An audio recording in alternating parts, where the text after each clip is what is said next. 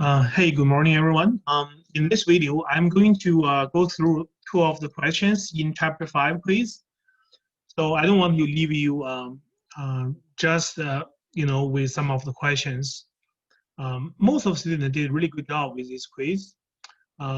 Some of you who didn't do really well, maybe it's on questions 3 and 4. So I'm just going to go through this with you. Okay. So let's first take a look at question 3. Question 3. I'm gonna zoom.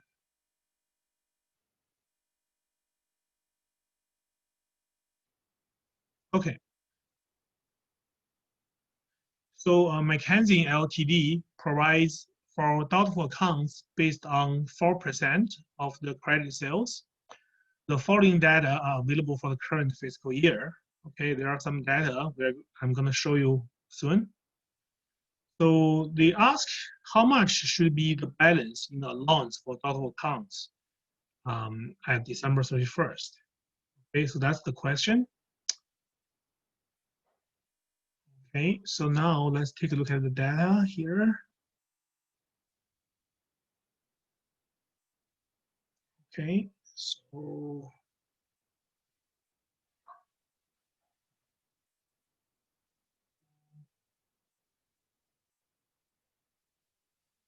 okay, here we go. So they told us the opening balance of the allowance for doubtful account January 1st is a credit balance of 26,000. So I'm going to use the T account, right? The question is asking about what's the ending balance for the allowance for doubtful account. We are using a T account. So the information about the opening balance is given 26,000 credit balance.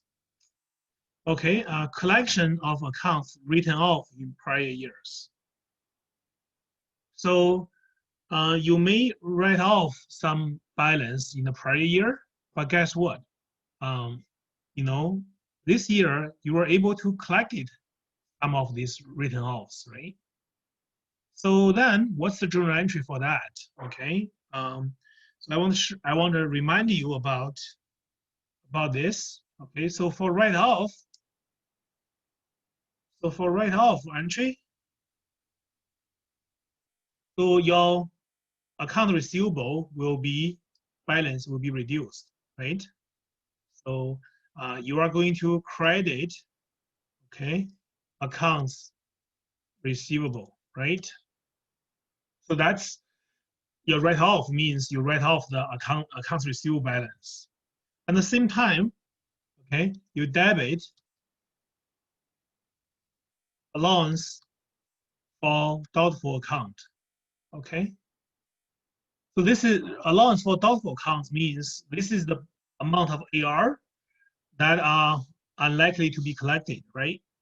So you are suspecting that this is the amount of the accounts receivable you will not be able to collect, right? Because when you write off, it feels like you have a great certainty that you are not able to collect. So you reduce both accounts receivable and allowance for doubtful accounts. Okay, so this is the write-off entry. Okay. Now the next year you are able to collect it.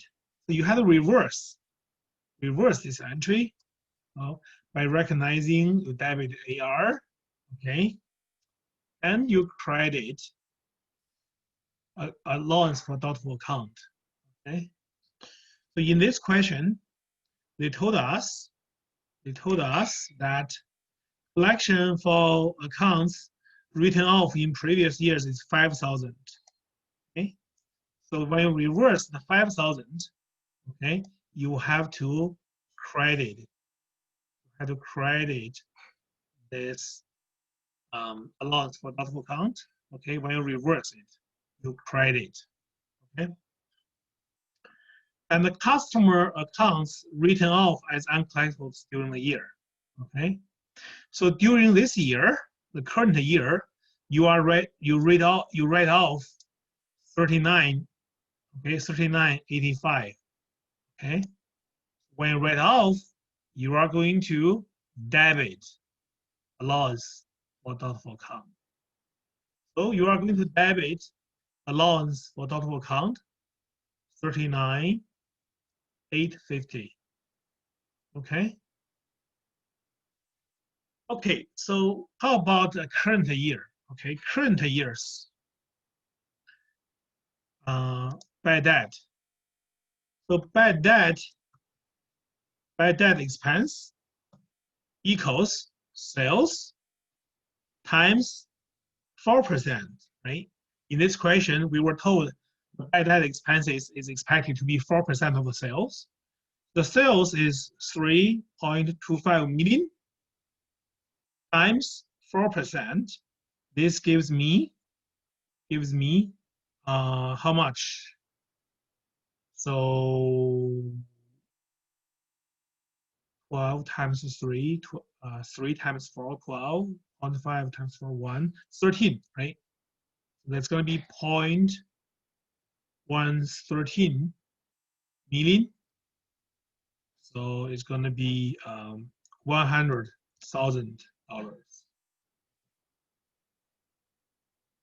Okay, $100,000. So the entry to recognize your bad debt expense is you debit bad debt expense, okay? You credit allowance for doubtful account, okay? So that's this entry here. You credit 130,000, okay? You credit 130,000. So now you have the opening balance 26,000. You have two credits. So the 5,000 is the reversal of previous write-off, and the 130,000 is the recognition of current year's bad debt expense. And you have one debit balance entry, one debit entry here. That's the write-off entry. Okay, so now your ending balance is 121,151. Okay, so that's the answer for this question. Okay, so I hope it makes sense for this question. Okay.